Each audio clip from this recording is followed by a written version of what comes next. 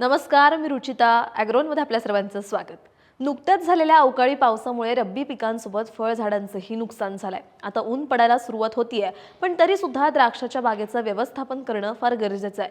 कारण पावसानंतर द्राक्षावर भुरी, लाल कोळी आणि क्रॅकिंग होतं. त्यामुळे वेळीच द्राक्षाच्या बागेची काळजी घ्यावी लागणार आहे. कशी घ्यायची ही काळजी हेच आपण आजच्या व्हिडिओमधून जाणून घेणार आहोत. सुरुवातीला तर बागेतल्या फांद्या, पानं आणि कुजलेले घड काढून बाग स्वच्छ करून ठेवायची आहे, जेणेकरून कोणता रोग पसरणार नाही. याशिवाय बागेत साचलेलं पाणी लगेच काढून घ्यायचंय आणि फांद्या किंवा घडांना आधार द्यायचा आहे. बऱ्याचदा गारपिटीमुळे बागेतील वेलांना आणि मण्यांना जखमा होतात. या जखमांमुळे पिकाला ड्यूट्रिका किंवा कॅन्कर हे रोग होऊ शकतात.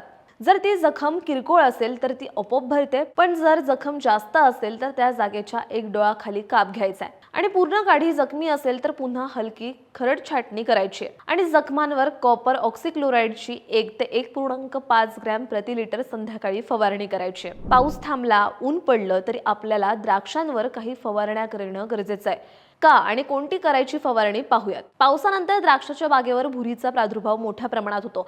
याचं मुख्य कारण म्हणजे पावसामुळे भुरीचा भुरकटपणा धुतला जातो आणि असं वाटतं की भुरी रोग कमी झाला, पण खरं तर असं काही न होता पावसानंतर भुरीच्या बीजाणूंमुळे हा रोग बागेमध्ये आणखी झपाट्याने पसरतो. त्यामुळे पावसानंतर द्राक्षावर ट्रायकोडर्माची फवारणी करायची.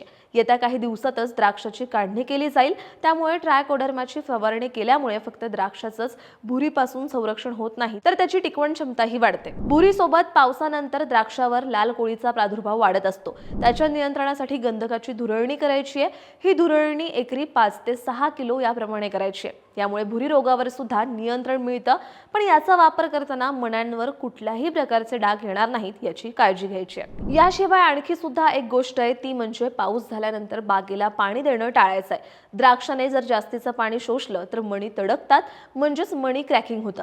हे टाळण्यासाठी आपल्याला एक फवारणी करायची. पण आता आपण मणी तडकण्याची वाट तर नाही पाहू शकत. त्यासाठी एक सोपा उपाय, जर 12 तासांपेक्षा जास्त वेळ पानांवर ओलावा टिकून राहत असेल तर कायटोसॅन 2 मिली प्रति लिटर याप्रमाणे फवारणी करायची आहे.